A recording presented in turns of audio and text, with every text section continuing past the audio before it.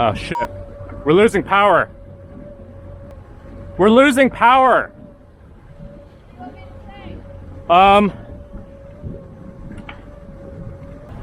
Okay, hey, come over here. Come over here. Okay, I don't like sailing, it's scary. Dude, it's fucking stressful when you don't have a working engine. Hey everybody, I'm Amber. And I'm Peter. Welcome to Sailing Asara. My life's dream has been to sail the oceans and explore new places. We both quit our jobs to try a different lifestyle. And after a long break and some travel, we're back preparing the boat and doing some shakedown sails to get ready for sailing south. Last week, we built and installed an electric stovetop and oven. This week, we install a sail, teach Amber some things about the boat, and then we go on a test sail and lose the engine twice. So stay tuned to see how that goes.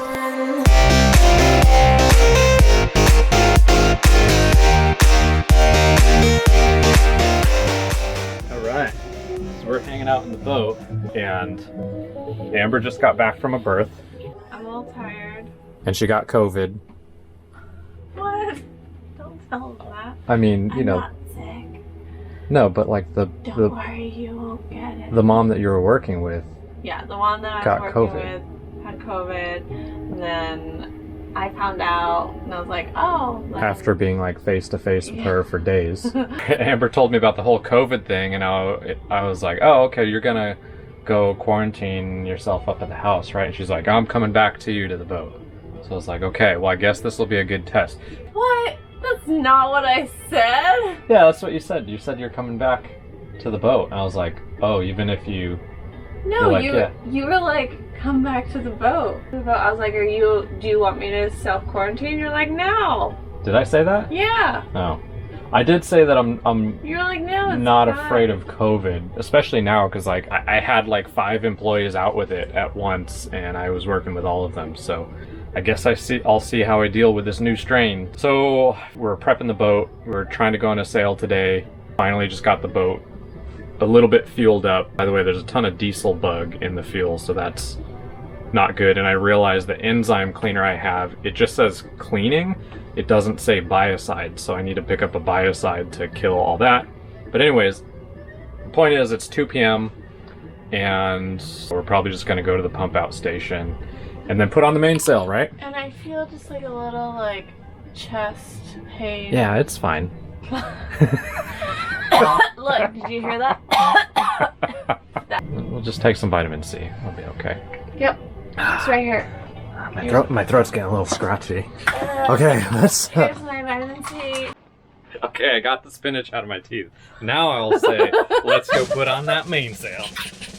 Okay, so basically I'm gonna try to put all these things up, but then we have to take the back of the sail and then it needs to start sliding all the way through there and we need to feed it this way. So that's gonna be kind of tough.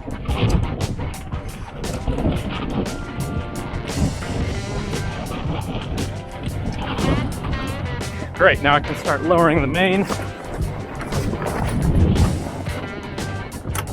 A little bit more.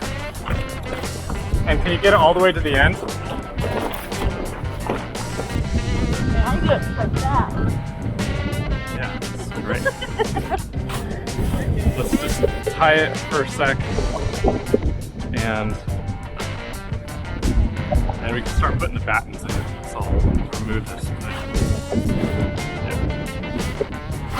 Yeah, you don't really want to get it super tight, but just tight enough so that nothing blows away and it kind of keeps in shape.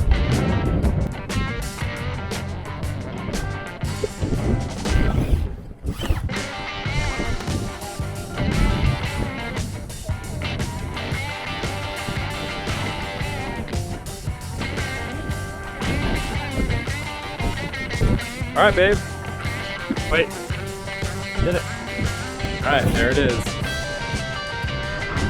All right, we're gonna go out. Let's go out. What are we doing? We're just gonna go to a pump out station. We're going to a pump out station. I've never done it before, so it's gonna be really fun. It's really beautiful out.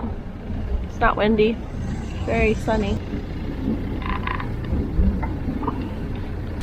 Okay, let's take a look Got the fuel filters. Oh man. I just drained it. It's building up, that's for sure. Yeah, you can actually unplug it and then hand it to me. So you're gonna need to twist it. Babe, ready? Yeah, stay on the bow and just have a look out. Have a look at the side. Make sure I'm not hitting anything, scraping or whatever. Tell me when I'm clear.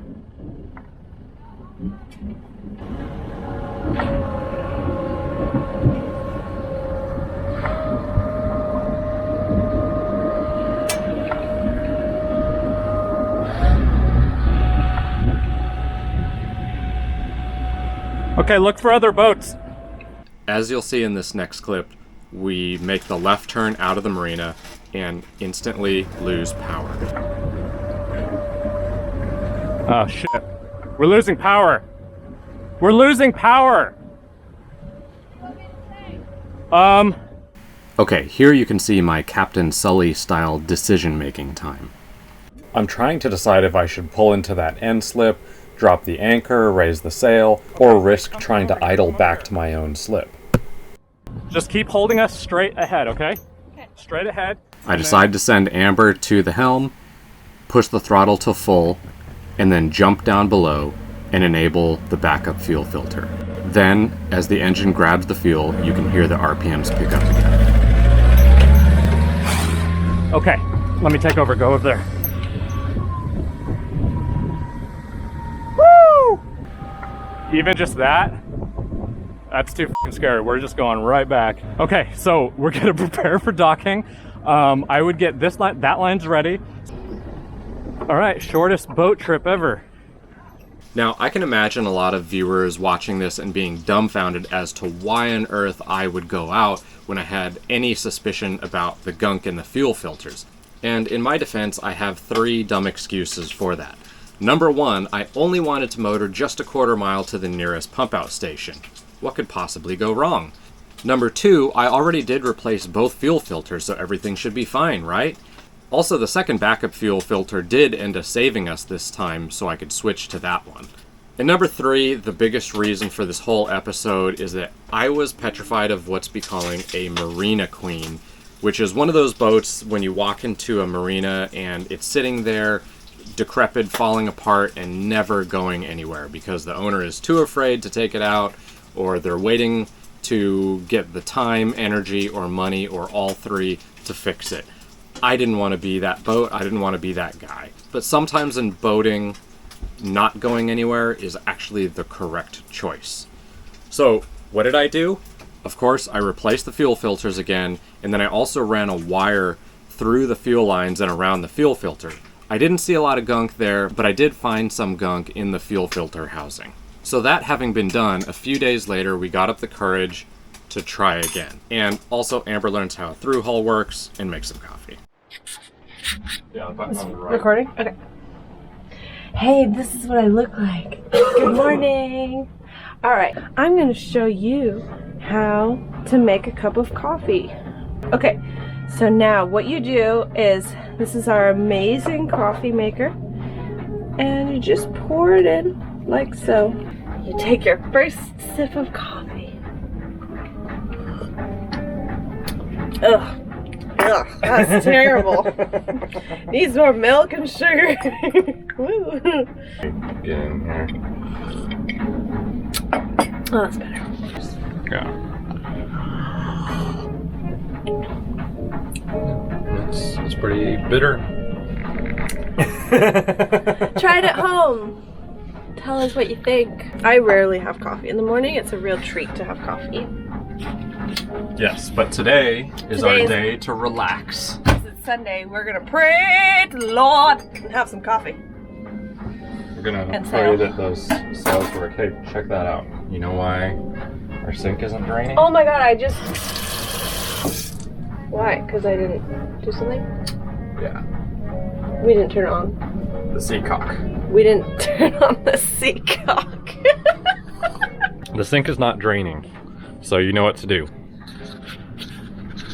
Gotta open the sea cock. I don't know how to turn it on. Is it under here? Yeah, it's under there. Oh, okay. I'm sure there's a button in here.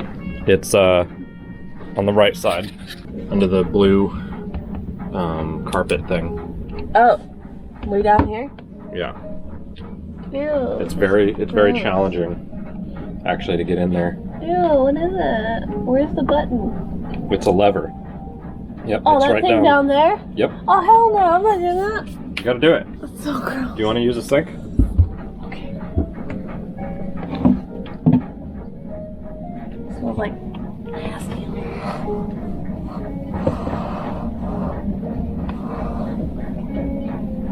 There you go. Look at that. You did it. Hey, one of the things I want to share with you is I had this idea. What if instead of eat, pray, love, we do eat, pray, sail? Actually, I don't know. Well, we're gonna do it. This coffee is way better with sweetener. Okay, let's put them Dutchman lines in. Let's do this. Okay, we are gonna do some Dutch brothers. So let me explain. Okay, Peter the editor here. Especially on a larger sailboat, the sail can weigh over 80 pounds. And on my boat, the sail is 430 square feet in area. So it can be a very unwieldy thing to handle, especially in winds and when you're trying to drop it. So the Dutchman lines is one method of keeping the sail resting on the boom when you lower it. You can see here the 3 lines are threaded through the sails to hold it in place like a roll-up curtain blind when it drops. Okay, so based on the last few trips coming down from Oregon and losing power and then going out of the marina and losing power, I was really nervous to take this boat anywhere. So Amber decided that we should do a little dancing in the boat to relax us. But dancing on a 40-foot boat is a little cramped. Wait.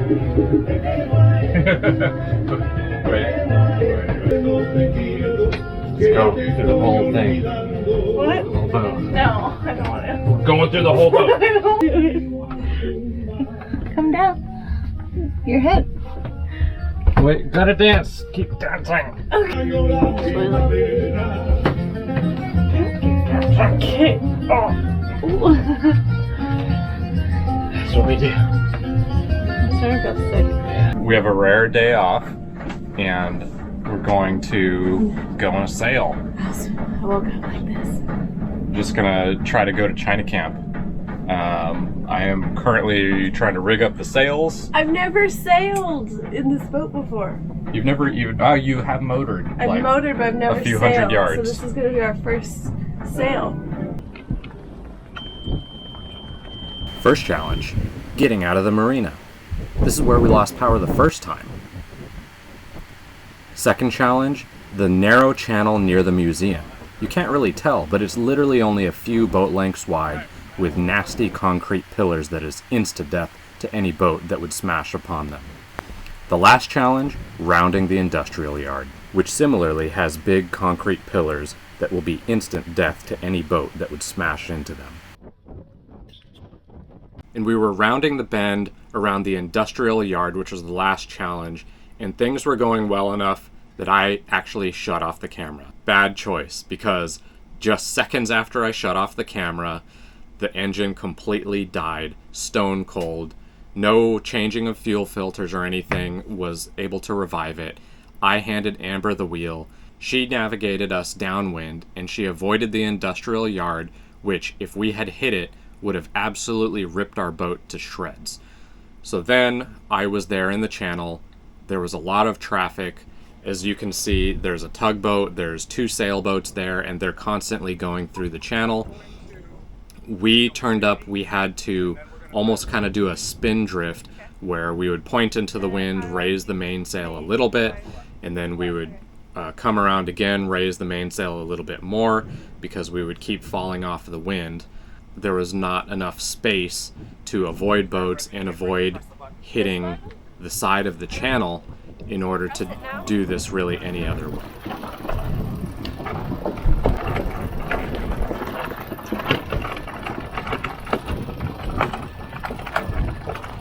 Another challenge was that I had unfurled the jib to get some steerage with the jib, but because I had left the windward sheet undone, and because of how windy it was, the jib flapped so much and it wrapped up our lines into a tight knot. So now not only could we not use the jib, but it was stuck unfurled about 5 feet. There was the usual traffic. Here you can see I sounded the horn to the huge tugboat, signaling to them that I was worried about a collision. So the next decision was, do I anchor out and try to fix the fueling at anchor, or do I sail back to the slip? I decided to sail back to the slip, and then I knew that since this boat was still very new to me, I needed to practice because I didn't know how far the boat would sail upwind before it came to a stop, so that I would know the timing and spacing needed to get the boat back to the slip. Okay, I don't like sailing, it's scary. dude, it's fucking stressful when you don't have a working engine. I don't understand why you don't have a backup for your engine. That just seems so scary. So I'm gonna chicken jibe. I don't know what chicken jive means. I'll look, instead of just turning right. Okay. Turn left all the way to the point where we're turning right. Okay. Well, we went a little further than before. Yeah, we did. I kind of feel like you need a new engine. No,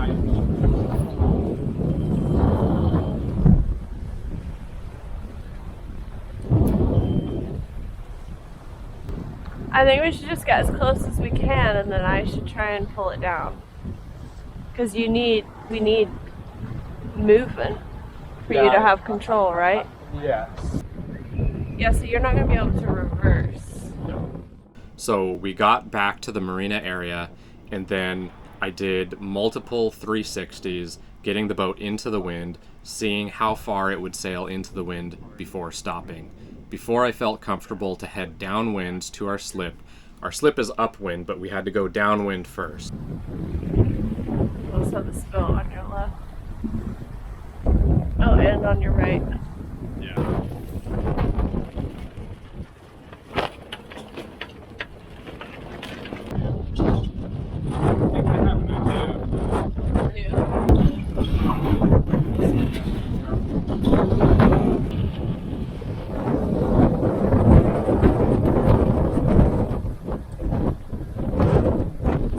Here it is.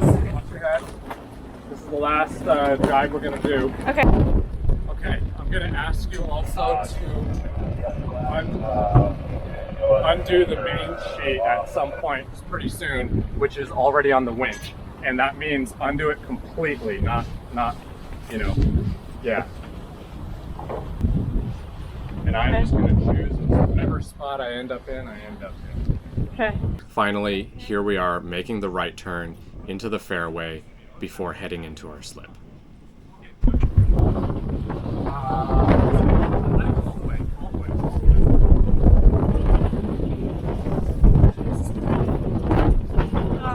Loosen the halyard. Yeah, This red one? one. Undo the red latch. It's not taking. Yeah, loosen it. Okay, It's go not- up to the mast. Go up to the mast and.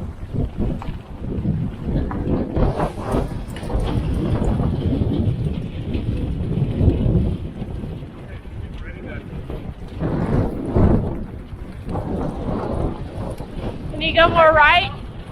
Can you help us?